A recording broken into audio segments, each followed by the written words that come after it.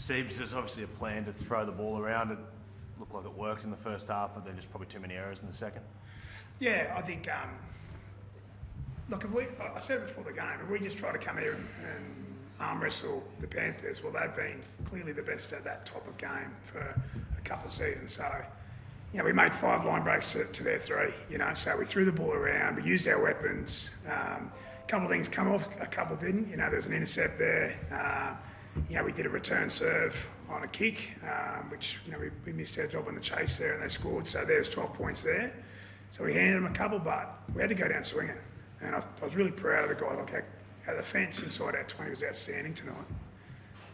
There's a dubious call or two on, 2 of their tries. And as I said, we sort of, we were going for broke there with the intercept and the return serve kick. So I was proud of the guys. The reality of it is now we've got to win 3 out of our next 3 to make the playoffs and hope a result or 2 go our way. But I asked for effort. I asked for let's have a red hot crack at them, and I thought we did that. How crucial was that just before half time, the second Stephen Crichton try that looked like it was a knock on? Yeah, it was massive, right? And the context, that's the thing that, those types of calls, it's human error, but they hurt you, right? But we had enough time to, we had 40 minutes to go. So, I'm not going to sit here and whinge about it. Like, I think everyone knows that it should have been pulled up there, but it wasn't. And, I can live with that because sometimes you get a good call, sometimes you don't. What about the Ruben foursome backs? It's a bit old school. Was that like a plan? Yeah, it was a plan. Yeah, it was a plan. As I said, we couldn't come here and just try and arm wrestle them. We spoke about return and serve during the week and we practiced at training. Just wanted, 1 or 2 guys missed their job there defensively. Otherwise, we're making the tackle down there on, Dylan Edwards or whoever got the footy. And, we're on top of them. So we had to think outside the box because we were missing, quite a few troops and we lost another 2 in the first 4 minutes of the second half. So I was proud of the guys. They showed a lot of courage and we had to show courage and we were hard to beat tonight. So that's all I think the Manly supporters can ask. We were hard to beat. It's frustrating because we felt as though we did enough to win, but we weren't quite good enough. Is that the blueprint for any team playing Predator? Has it gotten to that point where they're that dominant and they know their system so well that you have to do something like that for any team now? Well, like you guys saw it, it worked for 40 or 50 minutes, didn't it? It worked. It disrupted them, The way that we defended against them disrupted them. The way that we attacked against them disrupted them.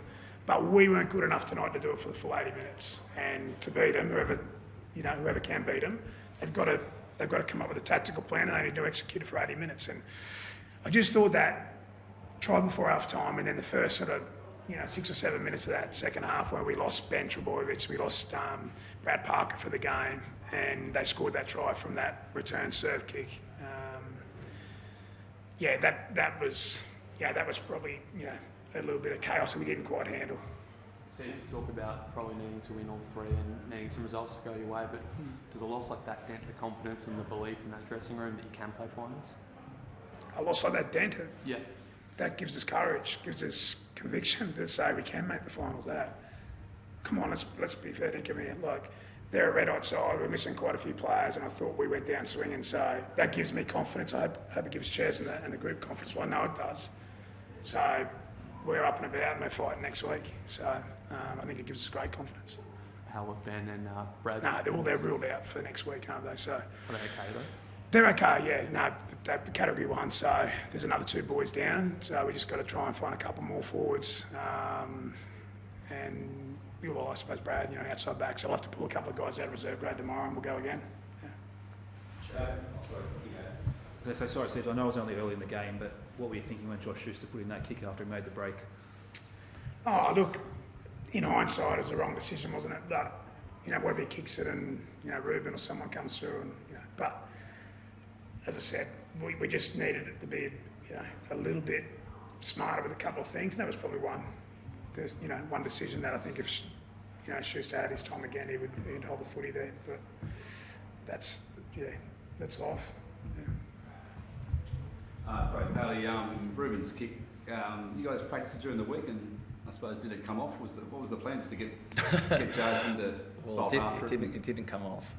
But yes, we did practice it. And as Steve's mentioned before, there are a couple of people that maybe missed their job defensively on the kick. So it wasn't out of the blue for us.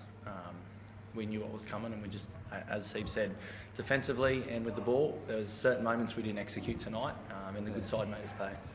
I mean, there's going to be Manly fans though that see you down 12-all. You know, you're in the arm wrestle, you're in the fight, and then kick it back to them. Dylan Edwards goes 40, the winger goes 40, and you know, Manly fans put their hands in their head in their hands. What do you say to them? It's footy. All good? Anyone else? It looks like everything's been sorted out in terms of RLPA and the NRL. Are you obviously high up in the RLPA? Like, are you happy with what you know about things being sorted out? Yeah, obviously a lot's happened in the last sort of 24 to 48 hours, and I've been pretty focused on this. So I don't know a lot of detail, but I tell you what, the players stood their ground for so long. This has taken a long time to get done. The players have stood their ground.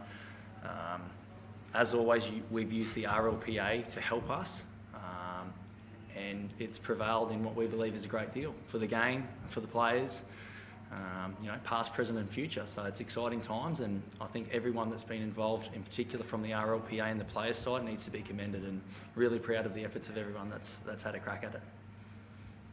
Was it tough just to wear it all and have everything, all that kind of talk over the last 4 weeks about? Yeah, it's been a very long process. I mean, I can't remember a CBA taking 20 months to get done. So, as I said, the players have shown a heap of solidarity the whole way through, and someone like Clint Newton, who's copped a lot of criticism throughout this process, has been so loyal to the playing group.